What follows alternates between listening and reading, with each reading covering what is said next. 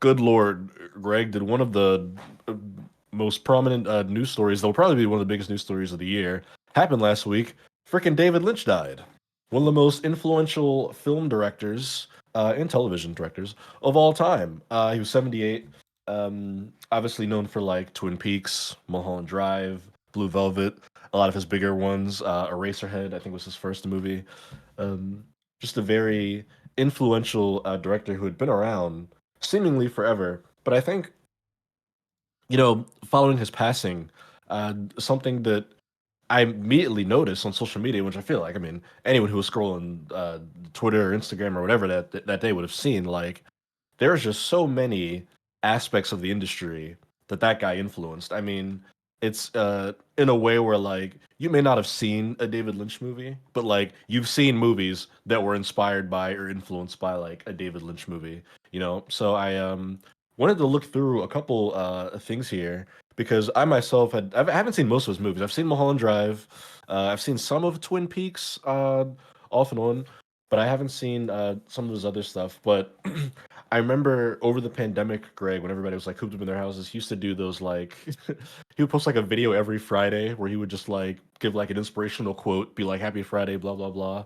And something that I've noticed kind of following his passing, as usual, people kind of outpour with support and they share memories and whatnot. But he has such a like unique view, I think, on art and just the world and film, which obviously shined through in the stuff he made. But just looking through a lot of the quotes that he had, um, just talking about movies, his own process. It was a bit crazy to see, and I think James Gunn had put out a statement. A lot of people that worked with him, Laura Dern was one. I want to look at this post from, I believe it's pronounced Kyle McLaughlin, who was in Twin Peaks. He was in Blue Velvet. He worked with David Lynch a lot. He came back because they did a Twin Peaks reboot in like 2017, and Kyle McLaughlin came back for that. And I do want to read a bit of what he wrote here. After David Lynch passed. I'll skip a couple paragraphs because he talks about how, Twin Peaks was like his first big gig, and David Lynch kind of gave him that job when he didn't really have any other opportunities. But I'll start here. He says, David was in tune with the universe and his own imagination on a level that seemed to be the best version of human. He was not interested in answers because he understood that questions are the drive that makes us who we are. They are our breath. While the world has lost a remarkable artist, I've lost a dear friend who imagined a future for me and allowed me to travel in worlds I could never have conceived on my own.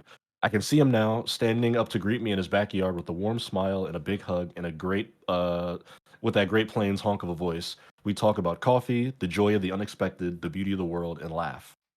His love for me and mine came out of the cosmic fate of two people who saw the best things about themselves in each other.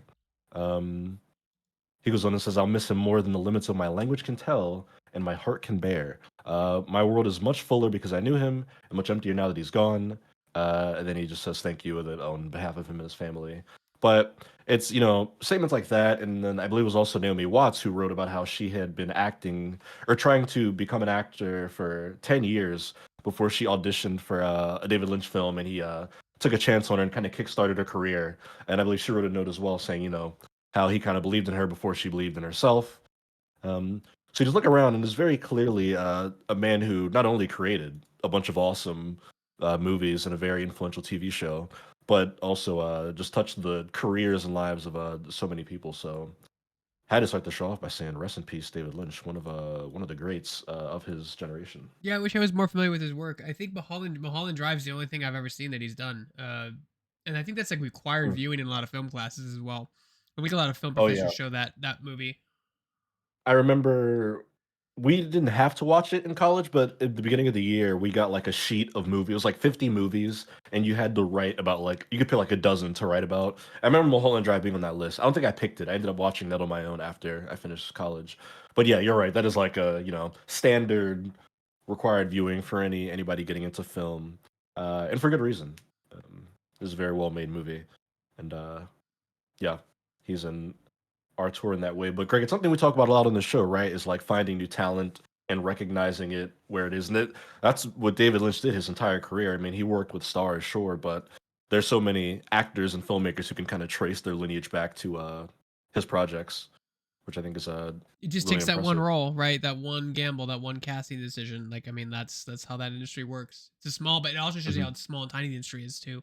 Even with him being on the forefront of like hiring new talent and working with new people, it's still a tiny industry, super tiny. Yeah.